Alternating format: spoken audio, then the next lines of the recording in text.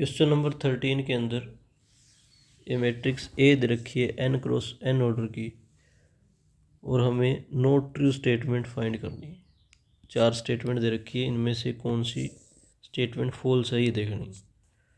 तो फर्स्ट है if rank of A की power 5 equal to rank of A raise power 6 then the rank of A raise power 6 equal to rank of A raise power 7।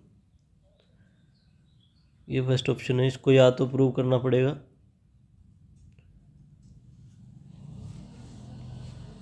कि ये सही है या इसको एक काउंटर एग्जांपल देना पड़ेगा जिससे इसको कार्ड्स के नॉट ट्रू कह सकें। एक बार सेकंड देखते हैं, ऑप्शन क्या है। If rank of A equal to N then it is possible to obtain a singular matrix by suitable changing a single entries of A. क्या कह रहा है कि जो मैट्रिक्स ए है अगर उसकी रैंक एन है, rank of A equal to n है, तो उस मैट्रिक्स में से एक एलिमेंट को अपन ऐसा अगर अपन चेंज कर दें तो क्या वो सिंगुलर बन जाएगी। ये देखनी स्टेटमेंट ट्रू या फॉल्स।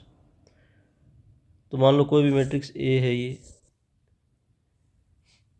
इसमें कुछ एलिमेंट्स हैं, इसमें से कोई भी एक एलिमेंट हम उठाते हैं, मान लो फर्स्ट एलिमेंट उठाया, उसको ए पुट कर दें अगर, और फिर इसका डिटर्मिनेंट निकाल दें और इक्वल टू 0 रख दें, तो यहाँ से जो ए है ये लीनियर पॉलिनोमियल बन जाएगा एक टाइप का। तो ए की वैल्यू कुछ फाइनाइट वैल्यू पॉइंट आ जाएगा, फाइनाइट रियल नंबर आ जाएगा।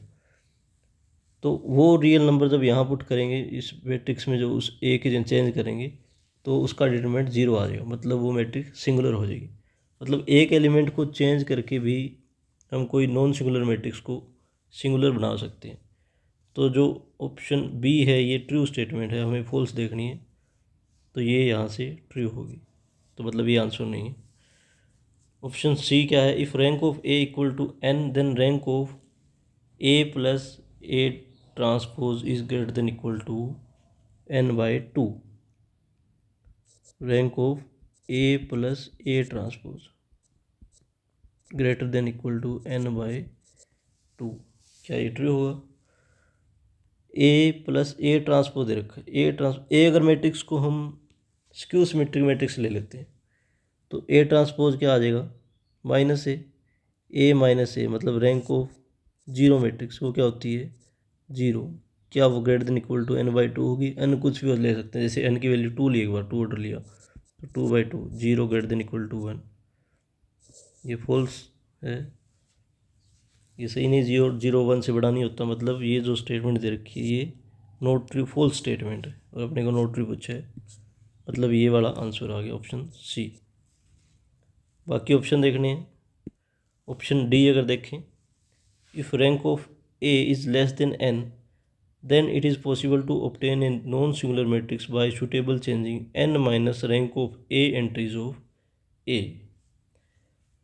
यहाँ मैट्रिक्स ए दे रखी है, उसकी रैंक लेस देन एन है, मैट्रिक्स ए की रैंक है वो लेस देन एन है।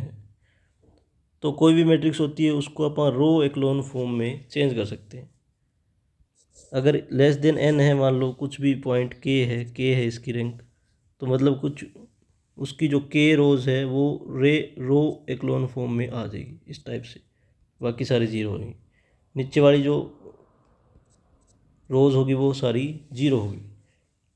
तो इसके अंदर क्या है कि जो n क्रॉस n मैट्रिक्स है इसमें रैंक ऑफ ए अपन ले ली के, तो जो n माइनस के रोज़ है वो सारी 0 होगी। इसको रो एक्लोन फॉर्म में चेंज करने के बाद जो n माइनस के रोज़ है, नंबर ऑफ रोज़ है, वो सारी 0 होगी। तो अगर आप इसके जो डायगोनल एलिमेंट्स है उसमें कुछ ऐसे 1 1 पुट कर दें तो वो क्या है, ये कितनी है, n माइनस के की जगह यहाँ हर एक डायगोनल पे 1 1 1 पुट कर दे, तो ये क्या है, एक नॉन सिंगुलर मैट्रिक्स बन जाएगी। मतलब हम मैट्रिक्स में ऐसे चेंजेस कर सकते हैं जिसपे जो पाइवट एलिमेंट होते हैं वो नॉन जीरो आ जाए नीचे वाली रोज़ का, तो वो एक नॉन सिंगुलर मैट्रिक्स बन जाएगी। तो इस टाइप से हम n माइनस के एंट्री चेंज करके भी एक मैट्रिक्स को नॉन सिंगुलर बना सकते हैं। मतलब ये स्टेटमेंट भी क्या है, सही है। ऑप्शन ए क्या है, if rank of A raise power 5 equal to rank of A raise power 6 है। रैंक ऑफ ए की पावर 5 इक्वल टू है रैंक ऑफ ए की पावर 6। तो क्या ये इम्प्लाई करता है कि rank of A raise power 6 equal to हो गया rank of A raise power 7 के। 5 6 के है तो 6 क्या 7 के बराबर होगा। तो इसको प्रूव करते हैं। देखो अपने को पता होता है कि रैंक ऑफ कुछ भी नंबर होता है, जैसे रैंक ऑफ n+1 है तो वो लेस देन इक्वल टू होता है rank of minimum of rank of n, an, rank of a, इनके मिनिमम से भी वो कम होता है। मतलब रैंक ऑफ a की power n+1 always less than equal to होता है rank of a raise power n, rank of A B वाले फॉर्मूले से। तो यहाँ से अगर रैंक ऑफ ए की पावर 7 देखें तो वो लेस देन इक्वल टू आएगा रैंक ऑफ ए की पावर 6 से। ये तो ट्रू है। तो रैंक लेस है तो मतलब nullity of A raise power 7 करें तो वो ग्रेटर देन इक्वल टू आएगी nullity of A raise power 6 की। अब ये इसको रैंक नलिटी थ्योरम से प्रूव करेंगे। अगर nullity of A raise power 7 is greater than equal to nullity of A raise power 6 है, अगर आप हम प्रूव कर दें कि nullity of A raise power 6 greater than equal to है nullity of A raise power 7, मतलब इनकी नलिटी सेम हो जाएगी। नलिटी सेम होगी तो इसका रैंक भी क्या हो जाएगा, सेम हो जाएगा।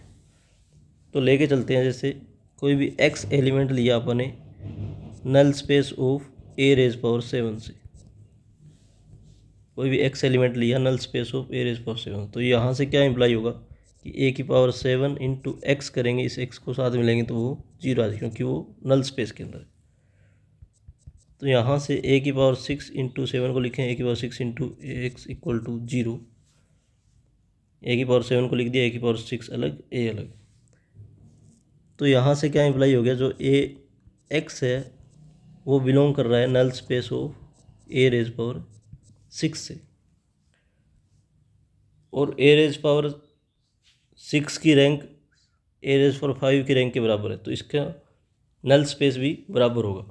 मतलब क्या है कि जो A raise power 5 A raise power या ए इंटू एक्स है वो बिलोंग करेगा null space of A raise power 5 से भी। ए रेज पावर 5 से बिलोंग कर रहा है तो इसका क्या मतलब है कि ए की पावर 5 इंटू ए एक्स है, ये क्योंकि ये वेक्टर है नल स्पेस से, तो इस ए की पावर 5 से जब इसको मल्टीप्लाई करेंगे तो क्या आ जाएगा, 0 आ जाएगा। तो यहाँ से ए की पावर 6 इनके आपस में मल्टीप्लाई की तो ए की पावर 6 इंटू एक्स, ये भी क्या आएगा, 0 आएगा। तो यहाँ से क्या इम्प्लाई हो गया, जो x है वो बिलोंग कर रहा है null space of A raise power 6 से भी। अपन ने क्या लिया था, x बिलोंग कर रहा था null space of A raise power 7 से, और ये x बिलोंग कर गया null space of A raise power 6 की। तो यहाँ से क्या इम्प्लाई हो गया कि जो null space of A raise power 7 है वो सबसेट है null space of A raise power 6 का। और अपने को पता होता है कि null space of A raise power 6 यहाँ से ग्रेटर देन इक्वल टू होता है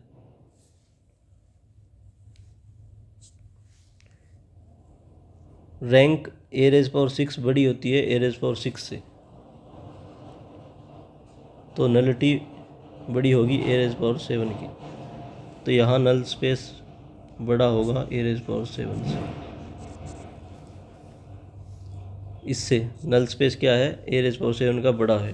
और यहाँ अपन नल स्पेस क्या शो कर दिया कि जो null space of A raise power 7 है वो छोटा है null space of A raise power 6 से। यहाँ से बड़ा है, यहाँ से छोटा, मतलब दोनों का नल स्पेस इक्वल है। नल स्पेस इक्वल है तो नलिटी इक्वल है, नलिटी इक्वल है तो रैंक इक्वल है। ए रेज पावर 7 की equal to rank of A raise power 6 की।